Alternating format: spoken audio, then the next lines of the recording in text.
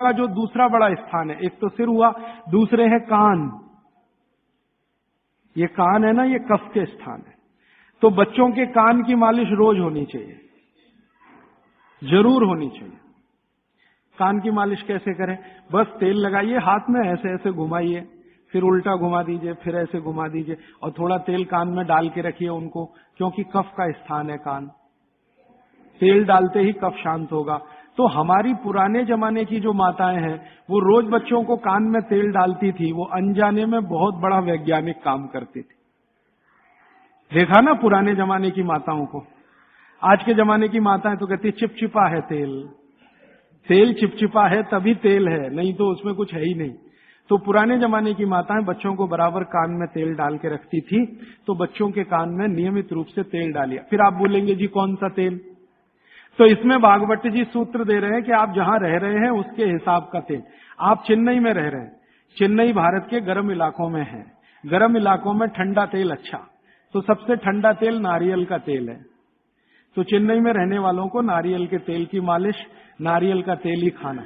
अब आप बिहार में जाएंगे और मैं वहां कर आकर आपको कहूंगा, तो कहूंगा जी आप नारियल का तेल बिल्कुल मत खाओ, मालिश भी मत करो। मैं कहूंगा सरसों का तेल खाओ, उसी से मालिश करो।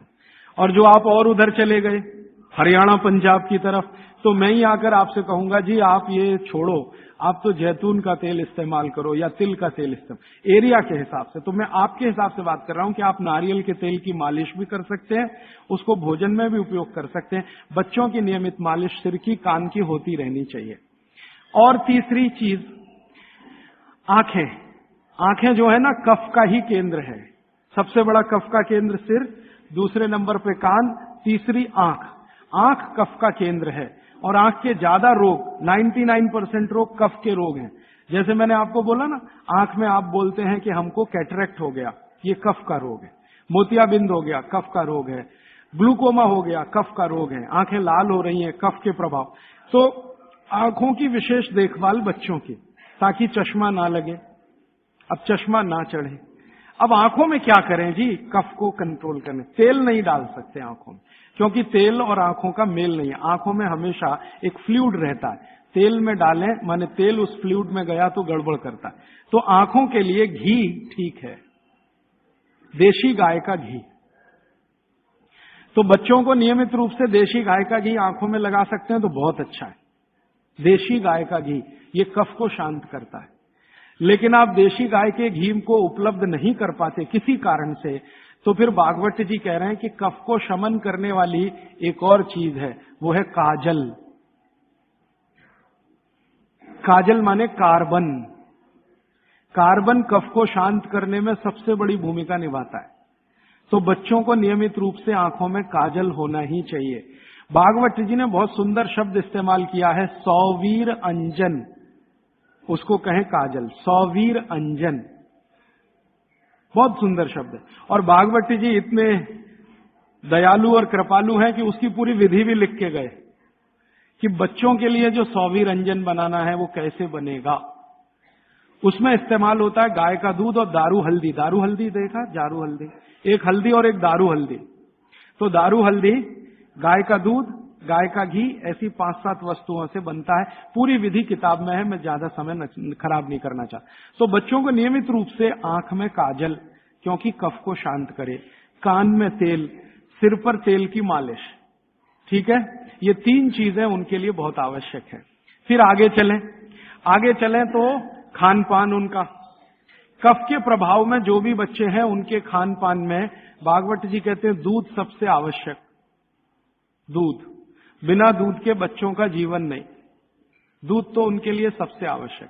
दूसरी कोई चीज उनके लिए आवश्यक है, वो है मक्खन। मक्खन, लोनी कहते हैं, मक्खन कहते हैं, लोनी। और फिर तीसरी चीज है घी, उसके बाद तेल, और उसके बाद जो भी आप साधारण चीजें खा रहे हैं। गुड़ बच्चों को बहुत ही आवश्यक है, क्योंकि कफ को संतुलित रखने में जो जो चीजें मदद कर रही हैं, घी है, देशी गाय का दूध है, दही है, मट्ठा है, मक्खन है, गुड़ है, ये सब कफ को संतुलित रखने वाली चीजें। तो ये बच्चों के भोजन में नियमित। अब गुड़ जो है ना, कई फॉर्म में खा सकते हैं बच्चे। सीधे गुड़ खा सकते हैं, गुड़ की पट्टी खा सकते हैं, चिक्की जिसको आप कहते हैं, तिल में हो तो बहुत अच्छा, मूंगफली में है तो भी चलेगा, नहीं तो चने में खा सकते हैं। तो बच्चों के डेली डाइट में ये चीजें रहनी चाहिए, गुड़ रहना चाहिए, तिल रहना चाहिए, मूंगफली रहनी चाहिए। ये सब चीजें जिनको आप महसूस करते हैं ना भारी हैं, ये कफ को संतुलित रखने में मदद करते हैं। तो भारी चीजें बच्चों को नियमित रूप से दीजिए। एक ही चीज का निषेध है, एक ही चीज का निषेध बताया भागवती जी ने, पतला आटा। अब पतला आटा उन्होंने कहा है, पतला आटा माने बारीक आटा। इसको मैं थोड़ा आज के हिसाब से कहूं, क्योंकि आज वो चीज है भागवत के जमाने में नहीं थी। मैदा, मैदा ही निषिद्ध है बच्चों को, बस मैदे की चीज नहीं। अब मैदे की चीज नहीं क्यों? क्योंकि ये कफ को बिगाड़ने वाली चीज है मैदा। बाकी चीजें कफ को संतुलित रखती हैं, मैदे की चीजें कफ को बिगाड़ेंगी। तो बच्चों को मैदे की मठरी मत दें। अब आप बोलेंगे जी मठरी मांगे तो आटे की बना के दें, मैदे की ना दें। अब मैदे का बना हुआ समोसा ना दें, तो समोसा मांगेंगे तो आटे का समोसा दें। मैदे की कचौरी ना दें, कचौरी मांगेंगे तो आटे की दें। मैदा छोड़कर बाकी चीजों के बारे में भागवत जी कहते हैं कि बच्चे आसानी से प्रभाव कफ में उसको भी पाचन कर सकते हैं। अब मालिश हो गई, भोजन हुआ, फिर नहाने के लिए कहा है, तो मालिश पहले, स्नान बाद में। हमेशा स्नान के बाद मालिश करने को मना किया है, स्नान बाद में, मालिश पहले। तो अच्छे से मालिश करिए। आप बोलेंगे जी कितनी देर मालिश करें? तो इसके लिए बहुत सुंदर बात उन्होंने कही है। बच्चों की मालिश करते समय जब उनकी बगल में पसीना आ जाए तो मालिश रोक दें। घड़ी के हिसाब से नहीं बताया उन्होंने कि 10 घंटे करें कि 20 घंटे, 40 मिनट, या समय उन्होंने बताया नहीं, क्योंकि हर बच्चे के लिए वो अलग होगा। तो उन्होंने इतनी सुंदर ऑब्जर्वेशन दिया कि जब आप मालिश कर रहे हैं, बच्चे की बगल में पसीना आ गया तो मालिश बंद करें, बगल में पसीना आते ही। और वो ये कहते हैं कि कुछ बच्चे ऐसे हो सकते हैं जिनको बगल का पसीना जल्दी ना आए, तो हो सकता है उनके माथे पे पसीना आ जाए, तो मालिश रोक दें। ठीक है? तो मालिश के बाद स्नान। स्नान के लिए भागवत जी कहते हैं कि जो भी चीजें कफ को कम करती हैं वही चीजें स्नान में उपयोग करें। अब मैं आपको बताना चाहता हूं आधुनिक बात, भागवत जी ने तो नहीं कहा। उन्होंने ये कहा कि कफ को कम करें वही चीजें स्नान में उपयोग करें। तो कफ को कम करने वाली सबसे बेहतरीन चीज आपके घर में है चने का आटा। दूसरी बेहतरीन चीज है ये जो हमारे देश में संभव है, पता नहीं आपको मिलेगा कि नहीं, चंदन की लकड़ी का पाउडर। भागवती जी ने कहा है कि ये बहुत कफ को कंट्रोल रखता है। तो चंदन की लकड़ी का पाउडर माने चंदन पाउडर, चने का आटा, और मोटा आटा कोई भी, गेहूं का हो, चने का हो, दाल का हो, मोटा आटा। फिर कहते हैं मसूर की दाल का आटा, फिर वो कहते हैं मूंग की दाल का आटा। ये सब कफ को कम करने वाली चीज है। तो कहते हैं बच्चों का स्नान इन्हीं से कराएं ताकि कफ कम रहे। मतलब सी बात है, साबुन ना लगाएं, क्योंकि ये जो साबुन है ना, ये केमिकल है। केमिकल माने सोडियम हाइड्रोक्साइड, सोडियम हाइड्रोक्साइड माने कास्टिक सोडा। ये कास्टिक सोडा तो कफ को भड़काने वाली चीज है, इसलिए बच्चों को साबुन गलती से भी ना लगाएं। उनको चने के आटे से नहलाएं, मुल्तानी मिट्टी से नहलाएं, चंदन पाउडर से नहलाएं, क्योंकि कफ को कम करने वाली ये सब चीजें हैं। इन चीजों से ही स्नान कराएं। उपटन बना के रखें घर में, उपटन से स्नान कराएं बच्चों को, साबुन गलती से भी नहीं। और साबुन जो गलती से आप लगा रहे हैं और आंख में गया तो सर्वनाश कर सकता है आंख का, क्योंकि आंख कफ के प्रभाव में है और साबुन बहुत तीखा होता है। वो पित्त और वात के प्रभाव की चीजें हैं। तो दुश्मन मिल गए दो एक साथ, साबुन और आंखों का जल, तो तकलीफ करेगा। वैसे भी बच्चे बहुत रोते हैं साबुन आंख में लगे। तो आजकल टीवी में एक विज्ञापन आने लगा है, बिना आंसू निकालने वाला साबुन दुनिया में हो ही नहीं सकता। ये मूर्ख बनाने के तरीके हैं आपको। कोई भी साबुन आंसू ना निकाले, ये हो ही नहीं सकता, क्योंकि साबुन है ही पित्त और वात का और आंखें हैं कफ की। लगेगा तो आंखों से आंसू निकलेंगे ही। हाँ, एक ही समय में हो सकता है कि साबुन में कास्टिक सोडा सबसे कम हो, ग्लिसरीन और तेल सबसे ज्यादा हो। तो ग्लिसरीन और तेल अगर सबसे ज्यादा है तो उपटन में ही तेल मिला के नहला देना। साबुन क्यों खरीद के ला रहे हैं? 35 रुपए का आता है Johnson and Johnson baby soap, 350 रुपए किलो। 35 रुपए का 100 ग्राम 350 रुपए किलो काजू से महंगा है। काजू 200 रुपए किलो, साबुन 350 रुपए किलो। बादाम से महंगा है, बादाम 300 रुपए किलो, साबुन 350 रुपए किलो। और नहा के जाएगा कहां? पानी में ही जाएगा ना। 350 रुपए किलो की चीज पानी में बाहर है। उससे अच्छा काजू खिला दें उनको, बादाम खिला दें। तो नहाने के लिए उबटन जो बहुत सस्ता पड़ता है, और क्वालिटी उसकी कैसे चेक करें कि कफ को नाश करता है, कफ को शमित रखता है, कफ को शांत रखता है, इसलिए उबटन का स्नान बच्चों को जरूरी। आगे बढ़ें। बच्चों का स्नान होने के बाद उनके खान पान का मैंने बता दिया। ऐसी चीजें उनको नियमित खिलानी है जो कफ को कम करती है। मैंने 3-4 चीजों के नाम लिए। दूध है, दही है, मट्ठा है, हर मोटा अनाज माने बाजरी है, जवारी है, ये सब कफ को शांत रखने वाली चीजें हैं। गाय का घी है ना, मक्खन और घी। मक्खन ज्यादा अच्छा है बच्चों को बनिस्बत घी के, क्योंकि मक्खन कफ को शांत रखने में मदद करता है। तो मक्खन ज्यादा से ज्यादा उनके भोजन में रहे, और बाकी सब चीजें दाल चावल जो भी आप खाते हैं अच्छा। फिर उसके बाद शाम के समय 3-4 बजे के आसपास क्या होता है, उनका पित्त थोड़ा बढ़ेगा। 12 से 4 के बीच में पित्त बढ़ता है। 12 बजे तक कफ के असर में है, 12 से 4 के बीच में पित्त बढ़ेगा। तो उस समय ऐसी चीजें खिलाएं जो घी की बनी हुई चीज। और रात को ये बच्चे थोड़ा वात के असर में आते हैं। कफ तो सबसे ज्यादा है, लेकिन रात को वात के, तो वात को कम करने वाली चीजें रात को उनको दें। और वो मैं पहले दिन भी काफी बता चुका हूं। तो ये हो गया बच्चों की दिनचर्या। 7 बजे सोने के लिए का माहौल बनाने के लिए तैयारी करें। 7 बजे तक माहौल बने सोने का, तो 8 बजे सोएंगे। और माहौल बनाने में सबसे बड़ी मदद करेगा टीवी का स्विच ऑफ। मेरी तो आपको विनती है कि घर के छोटे बच्चे हैं ना, तब तक केबल कनेक्शन ना लें। छोटे बच्चे जब थोड़े समझदार हो गए हैं तो चलो चलेगा, क्योंकि समझदार होने से मतलब उनको मालूम होना चाहिए कि कहां स्विच ऑफ करना है। तो उस समय थोड़ा चल जाएगा। लेकिन बच्चे जब तक छोटे हैं, साल भर के, 1.5 साल के, 2 साल के, 2.5 साल के, तब तक तो केबल कनेक्शन ऑफ रखें। या केबल कनेक्शन है तो टीवी ऑफ रखें, चले नहीं उनके सामने, नहीं तो वो चालू हो जाएंगे। पोगो देखेंगे, पोगो। हाँ, कार्टून फिल्म देखेंगे। क्यों देखेंगे जान लीजिए। कफ के असर में जो बच्चा होता है, इसको समझाना चाहता हूं मैं। कफ के असर में जब बच्चा होता है तो उसकी कल्पनाशीलता सबसे ऊंची होगी। मैंने थोड़ी देर पहले कहा ना, ये कफ है जो सम में रहे तो व्यक्ति को बहुत कल्पनाशील बनाएगा। इतना कल्पनाशील और वैज्ञानिक बनाएगा, सोच नहीं सकते। बिगड़ेगा तो सबसे बड़ा अपराधी भी बनाएगा उसको। तो बच्चों की कल्पनाशीलता बहुत होती है, क्योंकि वो कफ के असर में है। इसलिए हर ऐसी चीज जो उन्हें सोचने में मदद करती है उनको अच्छी लगती है। आपने एक कहानी सुनाई, बच्चे कहानी सुनते हैं ना बड़े मजे से। क्यों सुनते हैं? वो उनकी कल्पनाशीलता में मदद करती है कहानी। आपने कहा एक राजा था, अब इतना कहते ही उनका चालू हो गया दिमाग। आप आगे का वाक्य बोलेंगे, उसके पहले वो कल्पना कर लेंगे राजा कैसा है, सिंहासन पर बैठा है कि जमीन पे बैठा है, बगल में रानी है कि नहीं है, सामने वजीर है कि नहीं है, मंत्री है कि। ये तो आपके बोलने से पहले उनके दिमाग में घूम गई पूरी फिल्म। एक राजा था, फिर कहेंगे आगे बताओ, तो आप कहेंगे एक रानी थी। अब रानी के बारे में सब बातें उनके दिमाग में आ गई। फिर आप कहेंगे क्या हुआ, तो दोनों मर गए, खत्म कहानी। अब आप कहेंगे तो उनको बिल्कुल अच्छा नहीं लगेगा। हम लोग बच्चों को टालने के लिए कहते हैं, एक राजा था, एक रानी थी, दोनों मर गए, खत्म कहानी।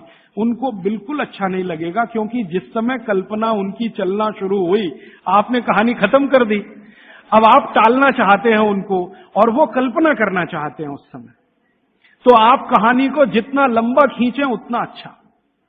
मेरा कहना यह है आपको, कहानी को लंबा खींचते जाएं, भले एकता कपूर के सीरियल की तरह से खींचें उसको। इतनी इलास्टिसिटी है एकता कपूर के सीरियल में कि सालों साल हो गए, खत्म ही नहीं होते। सास भी मर गई, बहू भी मर गई, एक जनरेशन चली गई, दूसरी आ गई, सीरियल खत्म। ये बच्चों को चाहिए, आप उनकी कल्पनाशीलता को बढ़ाने में मदद करें। माने कहानी जो वो सुन रहे हैं उसको छोटी ना करें, सुनते सुनते सो जाएं तो बहुत अच्छा। और मेरी आपको विनती है कि चुन चुनकर कहानियां सुनाएं उनको। अब आज के जमाने में कैसे बच्चे आपको चाहिए, जैसे चाहिए वैसी कहानी सुनाइए। भगवान महावीर जैसे बच्चे चाहिए तो सुनाइए उनकी कहानी, रोज सुनाइए। सुनेंगे, बड़े प्रेम से सुनेंगे, लेकिन कल्पनाशीलता के साथ। आप अगर उनको चाहते हैं कि राणा प्रताप जैसे हों तो सुनाइए उनकी कहानी, लक्ष्मीबाई जैसे हों तो सुनाइए उनकी कहानी, क्योंकि बच्चों की कल्पनाशीलता आपसे ज्यादा बड़ी है, ये जान लीजिए। ये अलग बात है कि उनके पास शब्दों का भंडार कम है, शब्दकोश कम है, लेकिन सोचने में वो आपसे आगे है। तो शब्द आप दे दीजिए, कल्पनाशीलता उनके पास है, बैठकर वो अपना चित्र बना ही लेंगे। और जिन बच्चों को जितनी लंबी कहानियां आप सुनाएंगे वो उतने ही क्रिएटिव होने वाले हैं, उतने ही क्रिएटिव होंगे। अच्छा वैज्ञानिक बनाना है बच्चों को तो कल्पनाशीलता ऊंची चाहिए। तो अच्छे वैज्ञानिक बनाना है अगर किसी भी बच्चे को तो कल्पनाशीलता ऊंची, तो कहानी उतनी लंबी। अच्छा मैथमेटिशियन बनाना है, कल्पना शक्ति अच्छी चाहिए तो कहानी लंबी। माने लंबी कहानियां सुनाने की आप अपनी आदत डालें तो बच्चों में आएगी। वो कहानी सुनने में इतने मगन होते हैं, फिर उनको टीवी की जरूरत नहीं है, न पोगो की जरूरत है, न कार्टून नेटवर्क की कुछ जरूरत नहीं। आप अगर सुना रहे हैं उनको कहानी जिसमें उनकी कल्पनाशीलता रम रही है तो वो बहुत जरूरी है। और फिर मेरी एक छोटी सी आखिरी बात, क्योंकि दूसरी बात के लिए समय कम पड़ रहा है, कि जब बच्चे आपसे कोई सवाल करें तो जान लीजिए वो अपनी कल्पनाशीलता को बढ़ाना चाहते हैं, तब सवाल कर रहे हैं। तो उनके सवाल का जवाब ईमानदारी से दें। जैसे उन्होंने सवाल पूछा कि ये टमाटर का रंग लाल क्यों है, मान लीजिए सवाल पूछा टमाटर का रंग लाल क्यों। अब आपको मालूम नहीं है कि टमाटर का रंग सच में लाल क्यों है, तो आप उनको कुछ उल्टा सीधा मत कहें, भगवान ने कर दिया है, ऐसा हो गया है, वैसा हो गया है। आप उनको ईमानदारी से कहें, देख भाई बेटा या बेटी, मुझे अभी मालूम नहीं है कि टमाटर का रंग लाल क्यों होता है, मैं कल पता करके बता दूंगा या परसों पता करके बता दूंगा। बच्चे जब सवाल पूछ रहे हैं तो उनकी कल्पनाशीलता की पूर्ति के लिए पूछ रहे हैं, आप उनको कभी भी गलत जवाब तो दीजिए ही मत। वो कह रहे हैं जी ये चंद्रमा क्यों चमक रहा है सफेद सफेद, और तारे क्यों चमक रहे हैं, और सूरज लाल क्यों दिख रहा है या पीला क्यों दिख रहा है, या ये पत्ते हरे क्यों हैं, ये पीले हो जाते हैं तो ये हरे से पीले कैसे हो गए। ऐसे सवाल वो पूछेंगे, उनके उत्तर पूरी ईमानदारी से दीजिए। तो इसका माने आपको पढ़ना ही पड़ेगा, बिना पढ़े आप उत्तर दे नहीं सकते। और जो आपने कोशिश की उल्टा सीधा, तो थोड़े दिन में जब उनको सच्चाई पता चलेगी तो आपका आदर वो बिल्कुल नहीं करेंगे। उनके गुरुजी ने बता दिया कि ये पत्ता हरा इसलिए था और टमाटर लाल इसलिए हो गया और चंद्रमा इसलिए चमकता है, सूरज इसलिए पीला दिखाई देता है। जैसे ही उनको पता चलेगा तो आपकी इज्जत तो 2 कौड़ी की हो गई उनके सामने। वो आपको कहेंगे जी आपने गलत बताया, मेरी टीचर ऐसा बोलती है। तो आपसे हटकर वो टीचर की तरफ चला गया, और टीचर की तरफ गया तो समझ लो बच्चा आपके हाथ से ही गया।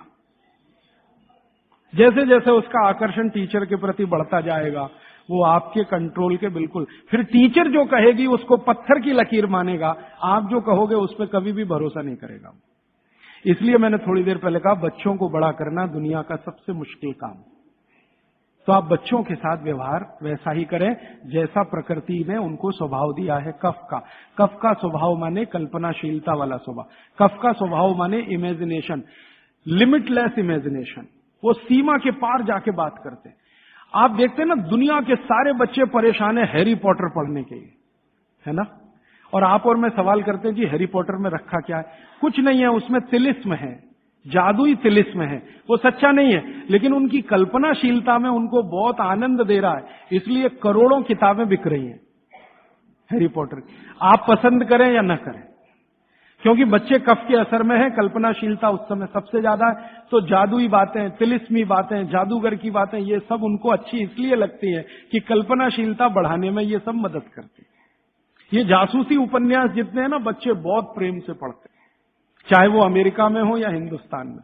बस अंतर है अमेरिका में अंग्रेजी में पढ़ेंगे, हिंदुस्तान में हिंदी में जरूर पढ़ेंगे। चंदा मामा एक पत्रिका आती है बच्चों की, चंदा मामा या नंदन, चुन चुन के ऐसी कहानियां हैं उसमें जो उनकी कल्पनाशीलता बढ़ाती हैं। तो वो लड़ेंगे आपसे, चंदा मामा चाहिए, नहीं तो ये किताब चाहिए, अमर चित्रकथा चाहिए, ये चाहिए, ये चाहिए। अब आपके ऊपर है कि आप उनकी कल्पनाशीलता कितनी बढ़ा सकते हैं। 14 साल तक विशेष ध्यान रखें बच्चों का, जब तक वो कफ के असर में। अब इसमें बाद में कुछ बातें आएंगी तो कल मैं जोड़ूंगा। अब मैं आ जाता हूं पित्त में। पित्त के प्रकृति के लोगों की दिनचर्या क्या। पित्त प्रकृति माने 14 साल से ऊपर और 60 साल के नीचे। इनकी दिनचर्या क्या? पित्त प्रकृति के लोगों को कफ का असर कम हो जाता है, पित्त थोड़ा बढ़ता है, वात उनके पास कम ही रहता है या बिल्कुल नहीं रहता। अब पित्त प्रकृति के लोगों को ज्यादा सोना जरूरी नहीं है, उनका पित्त है, कफ तो ऐसे ही शांत है, तो ज्यादा सोना जरूरी नहीं। माने पित्त प्रकृति के लोग अगर 8 घंटे सो रहे हैं, 7 घंटे सो रहे हैं तो भी चलेगा। न्यूनतम नींद कितनी होनी चाहिए? आप कहें पित्त प्रकृति के सब लोगों को जिनकी उम्र 14-15 साल से लेकर 60 साल है, इनकी कम से कम नींद 8 घंटे की रहे तो अच्छा है।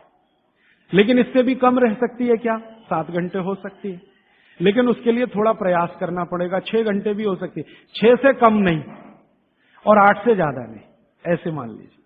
तो पित्त प्रकृति के लोगों को 6 घंटे से कम नहीं सोना, 8 घंटे से ज्यादा नहीं सोना। अब उसके हिसाब से दिनचर्या तय करिए। तो 8 बजे सो जाएं, मान लो आप भी ऐसे ही माने। भागवत जी कहते हैं सूर्यास्त के 2 घंटे बाद सो जाएं, बच्चे भी बड़े भी। तो 8 बजे आप सो जाएं, तो 8 से 8 4 बज गए ना, 4 बजे उठें। आपके लिए उठना बहुत जरूरी है। ब्रह्म मुहूर्त में पित्त प्रकृति के लोगों का उठना बहुत आवश्यक है। बच्चे ना उठें तो चलेगा, आपको तो उठना बहुत जरूरी है। क्यों? अगर आप 4 बजे उठते हैं तो अगला पूरा दिन आपका बहुत बेहतरीन और व्यवस्थित है, और 4 के बाद उठेंगे तो पूरा दिन डिस्टर्ब है। क्यों? क्योंकि जो जो करना है आपको वो 4 बजे से लेके ही शुरू होगा। 4 बजे उठे, आपने पानी पिया, जो मैंने पहले ही बता दिया, ऊषा पान जिसको कहते हैं। फिर शौच आदि के लिए आप गए, 10-15 मिनट मान लीजिए उसमें गया। फिर बाहर आप निकले, दंत धावन शब्द इस्तेमाल किया, दंत धावन करें माने दांत साफ करें। अब दांत साफ कैसे करें? पित्त प्रकृति के लोगों को हमेशा दांत ऐसी चीज से साफ करना जो कषाय हो, स्वाद में तिक्त हो। स्वाद में कषाय समझते हैं? कड़वा, जो स्वाद में कड़वा है और तिक्त है, ऐसी चीजों से आपको दांत साफ करना है, क्योंकि प्रकृति आपकी पित्त की है। तो पित्त को कम करना, कंट्रोल करके रखना, ये कषाय और तिक्त स्वाद की चीजों से ही होगा। तो इसका मतलब ये है कि आप नीम का दातुन करें, जो कषाय भी है, तिक्त भी है। भागवत जी ने कॉलगेट के लिए मना किया है। कॉलगेट था ही नहीं तो लिखा भी नहीं है उन्होंने कहा कि आप नीम का दातुन करें। और नीम से भी अच्छा एक दातुन उन्होंने बताया, मदार। मदार समझते? मदार का एक पेड़ होता है, वो कहते हैं नीम से भी अच्छा है, क्योंकि वो और ज्यादा कषाय है और ज्यादा तिक्त। फिर एक है बबूल,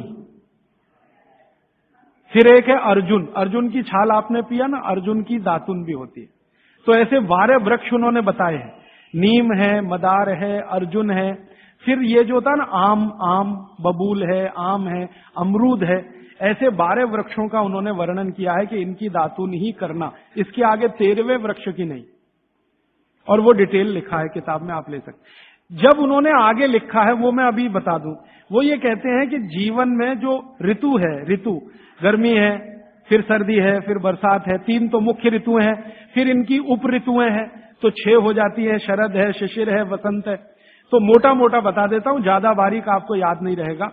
वो ये कहते हैं कि जब गर्मी का सीजन है, गर्मी माने अप्रैल से शुरू कर लीजिए,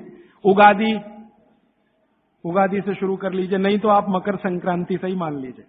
तो मकर संक्रांति से लेकर जब तक गर्मी है, माने बारिश नहीं होती, तब तक नीम के दातुन की बात कही उन्होंने। तो इसमें चैत्र भी आएगा, वैशाख भी। अब आप पुरानी चीज जरा देखिए कि हमारे बचपन में हमारी दादी कहती थी कि देख चैत्र का महीना लग गया, नीम के पत्ते खा ले तो अगले 1 साल तक बीमार नहीं पड़ेगा। तो वो समय यही आता है जो भागवत जी का कैलकुलेशन। क्यों? ये जो समय है इसमें पित्त को भड़कने से बचाने में सबसे बड़ी मदद ये करेगा नीम।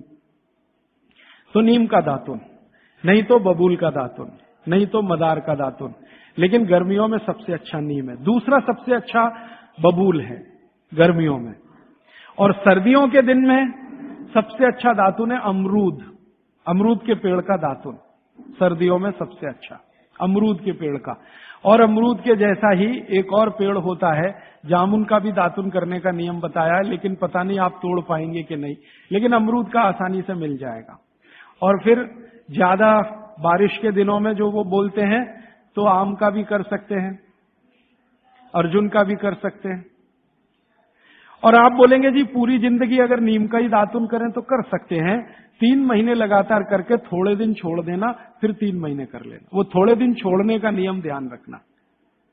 तो फिर आप बोले थोड़े दिन छोड़ दिया तो क्या करें, उस दिन दंत मंजन कर लेना। दंत मंजन के लिए वो ये कहते हैं कि आप जिस एरिया में रह रहे हैं वहां का तेल, और जिस क्षेत्र में रह रहे हैं वहां जो उपलब्ध लवण माने नमक, और जिस क्षेत्र में रह रहे हैं वहां की उपलब्ध हल्दी, ये तीनों मिलाकर आप पाउडर बना के दांत पे घिस सकते हैं। ये बहुत अच्छा दंत मंजन उन्होंने माना। दूसरा दंत मंजन उन्होंने बताया है गाय के गोबर को सुखाकर जलाएं, उसकी जो राखी है उसमें थोड़ा कपूर मिला दें, थोड़ा सेंधा नमक मिला दें, बहुत अच्छा दंत मंजन। तीसरा वो कहते हैं कि जो त्रिफला चूर्ण मैंने बार बार आपको बोला, त्रिफला चूर्ण है तो इसको बारीक पीसें, दंत मंजन के लिए बारीक पीसना और खाने के लिए मोटा पीसना।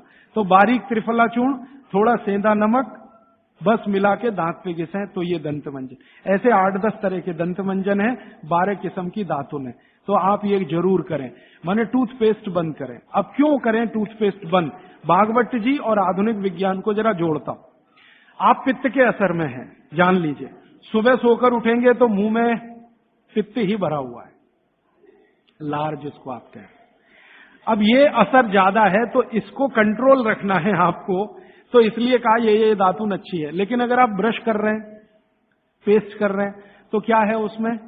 चीनी है, चीनी है ना, शुगर है।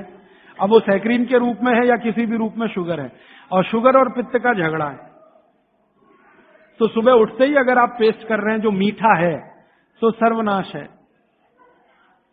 मीठा ब्रश माने मीठा पेस्ट पित्त में मिलाएं तो पित्त को तो बिल्कुल खराब करेगा ही, और मुंह को भी खराब करेगा। क्योंकि सुबह का मुंह आपका मीठे के असर में आया, मीठे के असर में, तो 101% चांसेस हैं कि आपके दांत खराब होना जल्दी शुरू हो। और मेरा ऑब्जर्वेशन है कि जो ज्यादा पेस्ट कर रहे हैं उन्हीं के दांतों में कीड़े सबसे ज्यादा लग रहे हैं।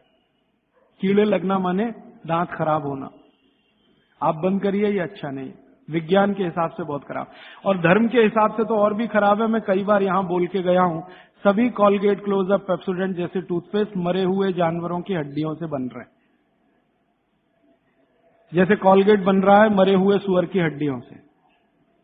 ये प्रयोगशाला में प्रयोग करके हम प्रमाणित करने के बाद बोल रहे हैं आपसे, क्योंकि मैं जानता हूं सामने वाली कंपनी मेरे खिलाफ केस कर सकती है। फिर भी मैं बोल रहा हूं कि कॉलगेट बन रहा है मरे हुए सुअर की हड्डियों से, पेप्सोडेंट बन रहा है मरी हुई गाय की हड्डियों से, क्लोजअप और फॉरहंस बन रहे हैं बकरी और बकरे की हड्डियों से। और अगर आप शाकाहारी हैं, चुस्त जैन हैं और सवेरे सवेरे हड्डियों को घिस रहे हैं, तो कहां धर्म पालन हो रहा है? और आप तो जैन हैं तो इतना जान लीजिए कि प्रत्यक्ष हिंसा का जितना पाप है ना, परोक्ष हिंसा का पाप भी उतना ही है।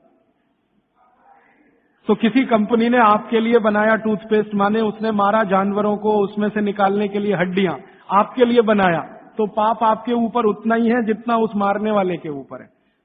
तो कसाई का पाप अपने सिर पे क्यों लेना? तो क्यों ये कॉलगेट, क्लोजअप बंद कर दीजिए। दातुन पे आइए, नहीं तो दंत मंजन। आप कहेंगे चेन्नई में दातुन नहीं मिलता, नहीं मिलता तो दंत मंजन बताया उन्होंने, वो आप बना लीजिए, तरीका मैंने बता दिया।